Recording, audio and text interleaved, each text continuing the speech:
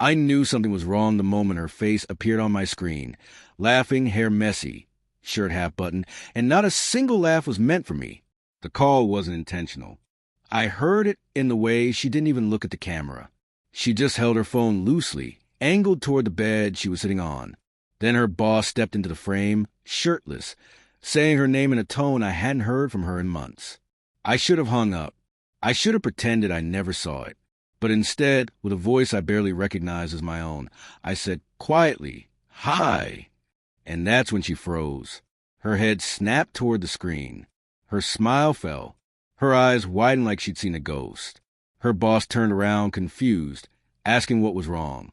She dropped the phone, and the video feed spun across the floor, showing nothing but a blurry ceiling fan. But I'd seen enough. I stared at my screen, watching them scramble, hearing muffled swearing, footsteps, a slammed door. I didn't end the call.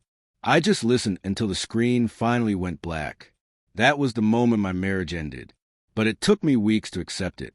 The truth is, the signs were there long before the accidental FaceTime. The late nights finishing reports. The way she'd step outside to take calls. The sudden obsession with her appearance. The way she'd pull her hand from mine, like affection, had become embarrassing. I kept telling myself she was stressed, overworked, growing, changing, maybe needing space. But the biggest lie I told was the one I repeated silently every night.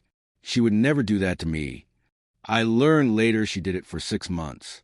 Back then, I didn't know what to do after the call ended.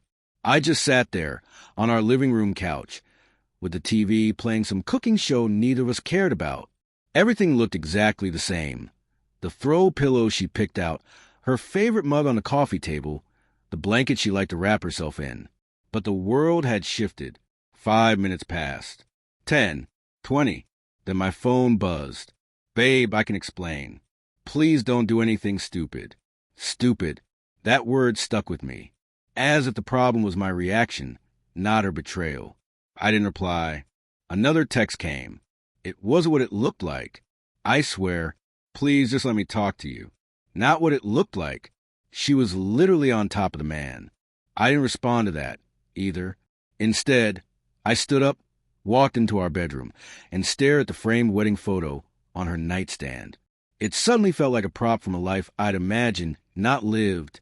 She came home 2 hours later. I heard the keys, the desperate pacing, the crash of her bag hitting the floor. "Please," she said before she even reached me. "Please, just look at me."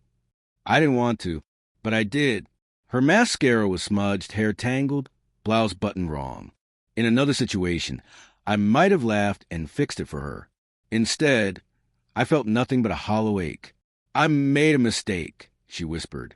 "A stupid, impulsive mistake. One time. I asked." She hesitated. That was all the answer I needed. My silence must have scared her, because she reached out for my hands like she used when she was nervous. "Please don't leave," she said. "He means nothing. It was just an escape. But you're my husband." Her husband. Funny how she only remembered that word when she felt everything slipping. I finally spoke. "Why did you call me?"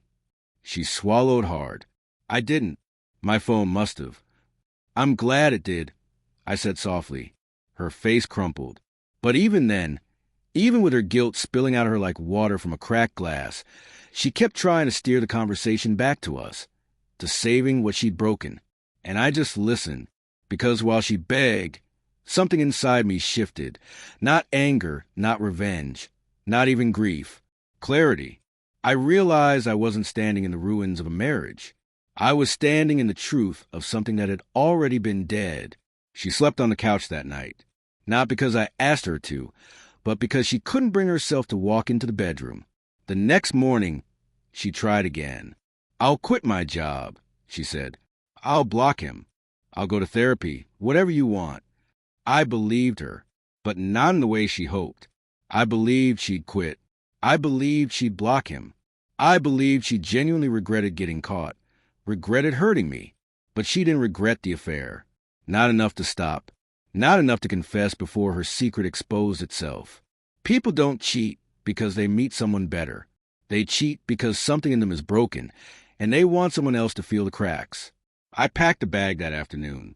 She followed me around the house, sobbing, grabbing at my clothes, asking me to reconsider, reminding me of the good memories. But memories didn't outweigh the FaceTime I couldn't unsee. "You're throwing us away," she cried as I stepped toward the door. "You did that already," I replied, and I left. The revenge part was unplanned. It wasn't even revenge, really. It was truth finding its way into the light. A week after I moved out, her company held a mandatory ethics review.